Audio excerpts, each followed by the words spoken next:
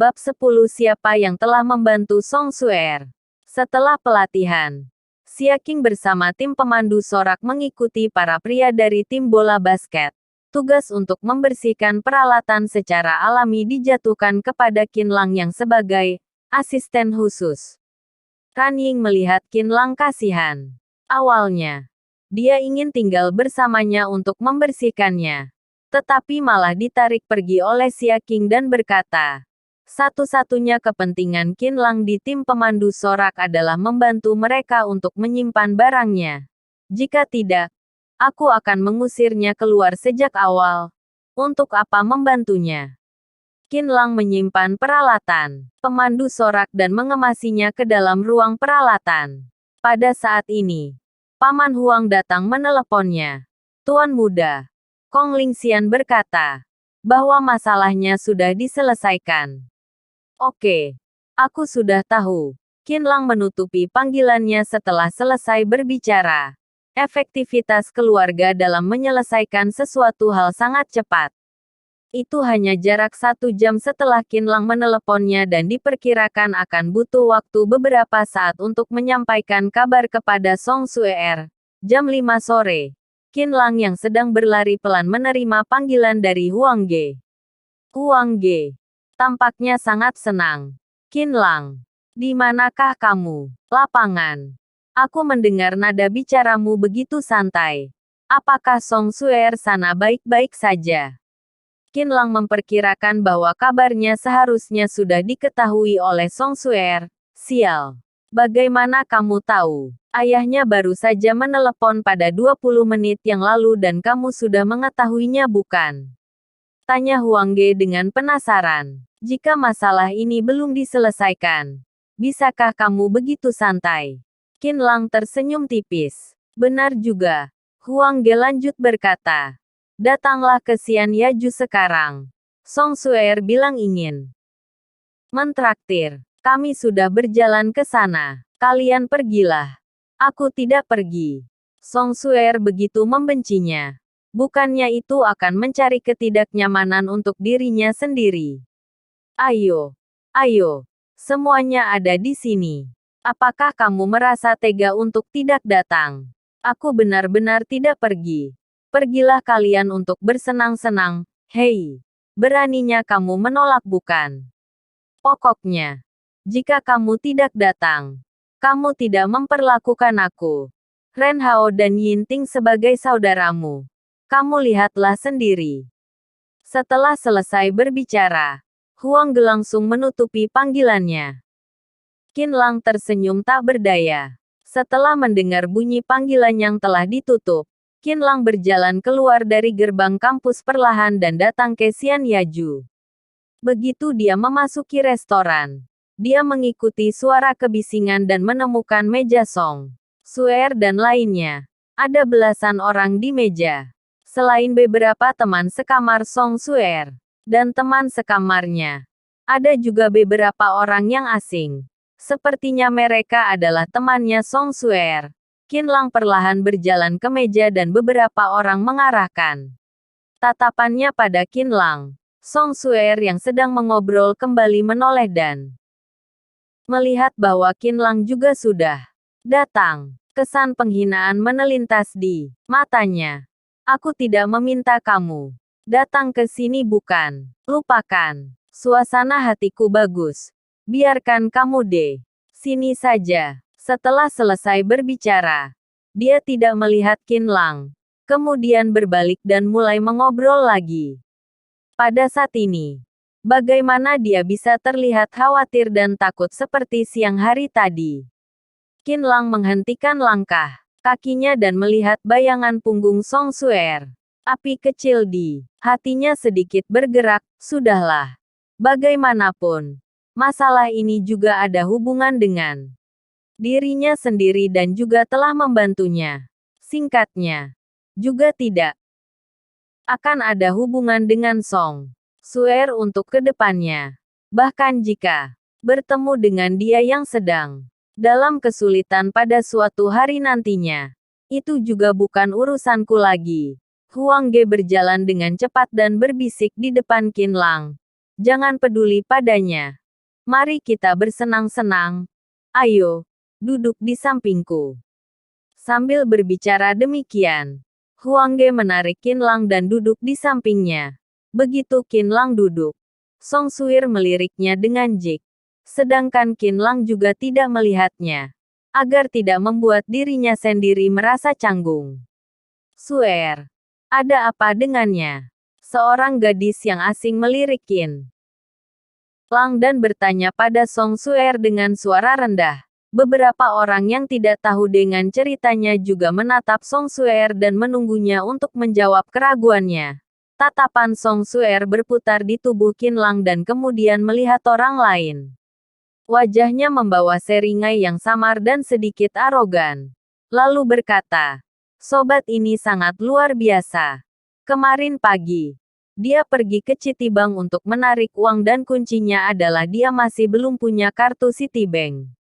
Setelah beberapa orang yang tidak tahu dengan ceritanya mendengar kata-kata Song Suer, mereka menutupi mulutnya sambil tertawa dan tidak tahan untuk melihat Qin Lang. Sedangkan bagi mereka yang tahu dengan ceritanya seperti Zhou Xin, Huang Ge dan lainnya, ekspresi mereka sangat canggung.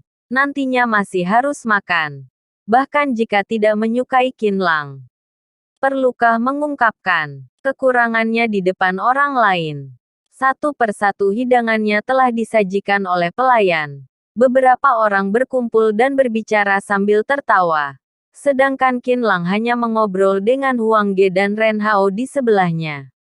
Dia tidak ikut berpartisipasi dalam obrolan Song Suer. Coba kalian tebak. Akhirnya presiden dari grup Tianxi, Ma Wantang, datang ke ruangan kantor ayahku secara pribadi dan meminta maaf kepada ayahku. Inilah yang disebut dengan sikap yang merendahkan diri. Song Suer menceritakan kembali kabar yang dia dengar dari ayahnya. Hebat, Suer. Jujur saja, aku benar-benar tidak menyangka bahwa keluarga kalian bisa menyelesaikan masalah ini dengan mudah pada kali ini. Bagaimanapun, itu adalah grup Tianxi, salah satu dari 10 perusahaan teratas di kota Jinling. Iya, Ma Wantang begitu hebat. Dia pernah membuat sebuah perusahaan menghilang sama sekali.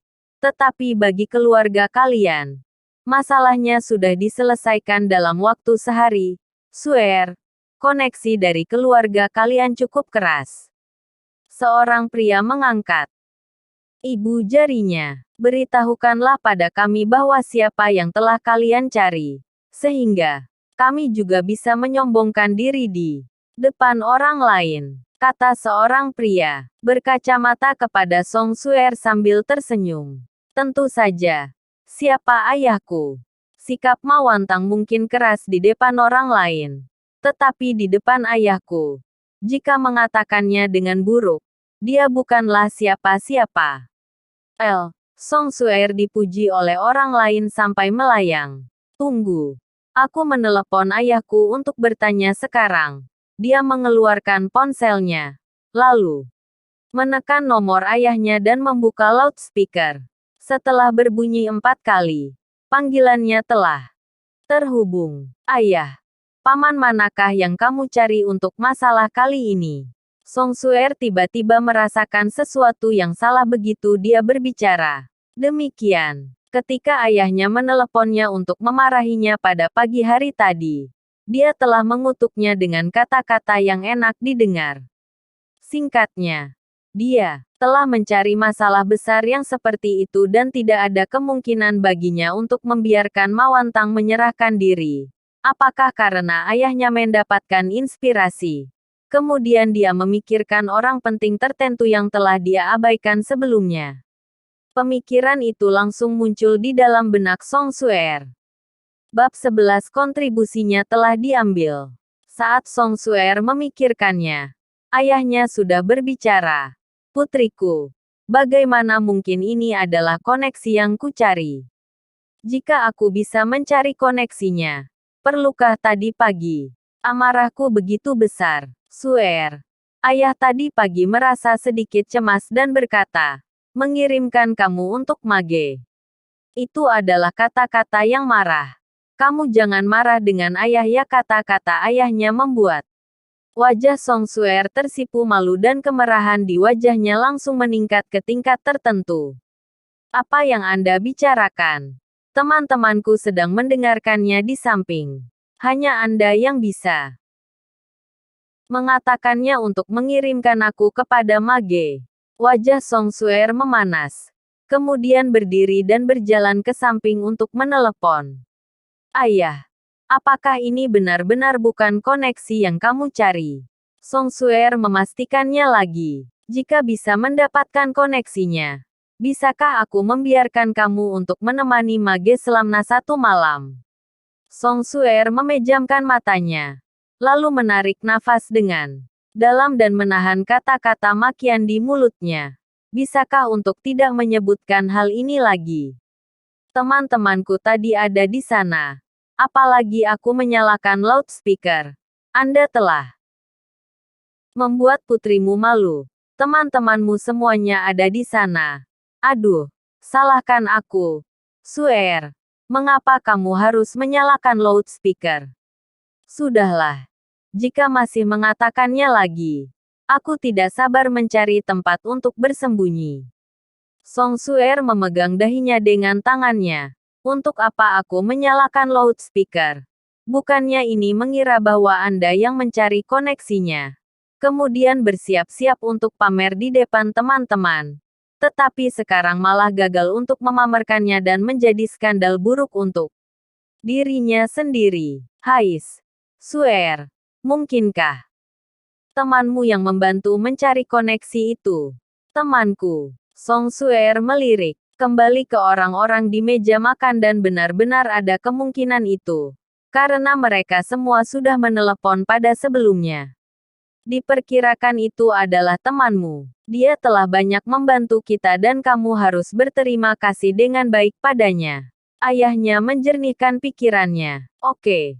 Begitu saja. Tutup dulu. Sikap Song Suer jauh lebih santai. Pada saat ini, mungkin saja temanku yang membantu. Tetapi kamu masih memarahiku sebelumnya dan membiarkan aku terlibat dalam skandal buruk. Tunggu sebentar. Seharusnya orang yang membantu keluarga kita ada sedikit hubungan dengan Presiden Federasi Perdagangan.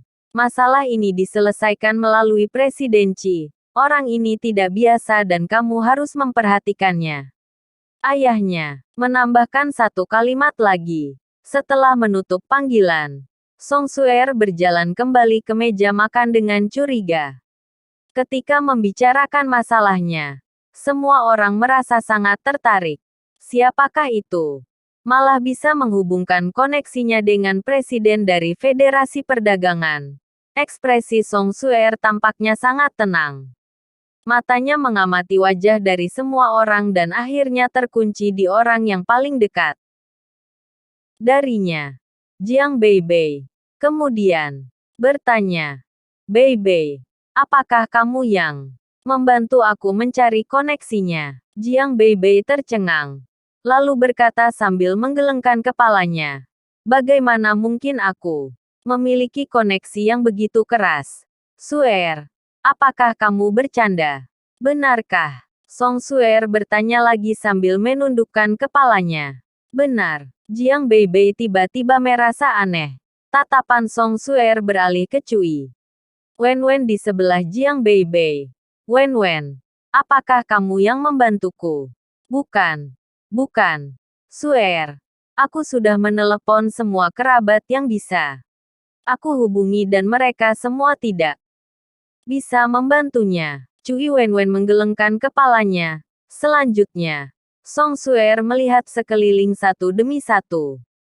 Huang Ge, apakah kamu yang mencarikan koneksinya untukku? Ren Hao, apakah kamu yang mencarikan koneksinya? Xiao Hui, apakah itu kamu? Song Suer telah bertanya kepada semua orang. Tetapi ketika sampai di Qinlang, dia langsung melompatnya. Dia tidak yakin dengan orang lain. Tetapi Qinlang ini, orang yang berani bergegas ke Citibank tanpa kartu. Apakah itu dia? Ini bukan lelucon internasional bukan? Siapakah itu? Song Suer menundukkan pandangannya. Lalu, berpikir serius di dalam benaknya. Tiba-tiba, sebuah nama muncul di benaknya seperti kilat yang menyilaukan. Zhang Qi. Selain orang-orang yang hadir, satu-satunya orang yang dihubungi Song Suer adalah Zhang Qi. Menurut situasi saat ini, seharusnya orang itu adalah Zhang Qi. Song Suer menyalakan ponselnya, lalu mencari nomor Zhang Qi dan meneleponnya. Benarkah itu dia? Bisakah keluarganya menghubungkan koneksinya dengan Presiden Qi? Ketika Song Suer sedang merasa curiga, panggilan di sana telah terhubung. Halo, Suer. Bagaimana dengan situasinya sekarang? Tanya Zhang Qi dengan cemas. Apakah kamu yang membantuku? Song Suer bertanya sambil menantikan jawaban Zhang Qi. Setelah kamu menelepon aku langsung meminta pertolongan dari ayahku. Ayahku bilang bahwa dia dan Presiden Qi adalah teman sekelas dan dia akan pergi ke Federasi Perdagangan untuk mencobanya. Tetapi sekarang aku masih belum bertanya pada ayahku, kata Zhang Qi dengan tidak yakin. Sudah selesai. Masalah ini sudah diselesaikan dengan sempurna. Song Suer tersenyum lebar. Zhang Qi, aku tahu bahwa itu kamu. Ayahku sudah bilang bahwa ada orang yang mencari Presiden Qi untuk mengurusnya. Zhang Qi, terima kasih banyak padamu. Baguslah jika sudah selesai. Ini hanya masalah sepele bukan? Nada bicara Zhang Qi terdengar lega. Terima kasih banyak. Kamu juga tahu bahwa seberapa kuat grup Tianxi. Dia ingin melenyapkan keluarga kami. Bagaimana mungkin keluarga kami bisa melawannya? Mungkin saja pada akhirnya akan jatuh bangkrut. Apalagi Mage pastinya tidak akan membiarkannya begitu saja. Aku mungkin akan. Oleh karena itu, kamu benar-benar telah banyak membantuku. Ketika memikirkan hal itu, Song Suer merasa takut. Rasa syukurnya terhadap Zhang Qi menjadi lebih berat. Bahkan matanya menjadi berkaca-kaca. Kamu jangan berpikir seperti itu. Zhang Qi tersenyum tipis. Kamu datang ke Xian Yaju sekarang. Aku sedang mentraktir orang di sini. Aku ingin berterima kasih padamu secara langsung. Song Suer mengundangnya dengan hangat. Oke. Aku akan segera pergi. Zhang Qi setuju. Ketika memikirkan wajah Song Suer yang cantik, sebuah senyuman muncul di sudut mulutnya. Ketika menutupi panggilannya, Song Suer melihat sekeliling dengan penuh bangga. Ketika orang lain mendengar tentang Presiden Federasi Perdagangan, mereka benar-benar kaget. Apakah itu adalah orang biasa yang bisa menghubungkan koneksi dengan Presiden Federasi Perdagangan? Song Suer masih memiliki teman yang seperti itu. Bagaimana mungkin mereka tidak merasa iri? Kemudian, teman-teman Song Suer sedang menantikannya. Ketika melihat orang-orang yang hadir menggunakan tatapan yang kagum untuk melihatnya, hatinya merasa lebih seimbang dan ekspresinya menjadi jauh lebih sombong.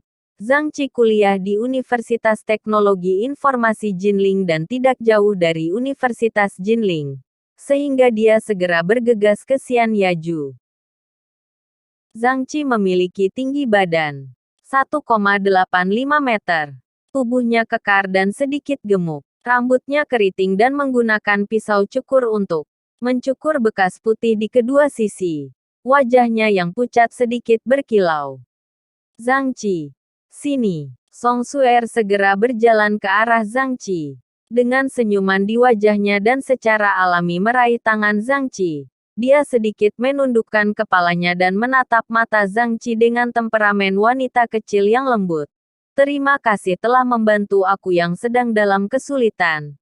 Aku benar-benar tersentuh. Zhang Qi tanpa sadar melirik tangan yang dipegang oleh Song Suer.